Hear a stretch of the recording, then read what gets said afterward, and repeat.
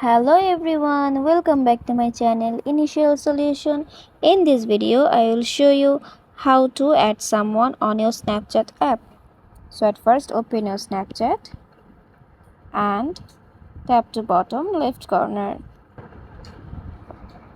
If here is someone known here, then you add to from here. You just need to tap there, or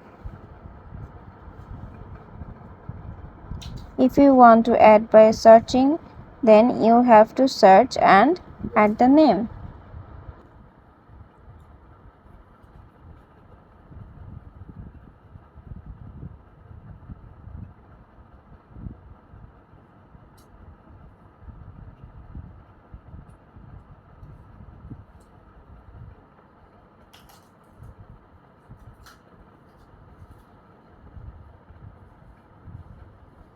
As you can see, the people will add your profile. This is the way you add someone on your Snapchat app. So thanks for watching and please subscribe my channel. Thank you.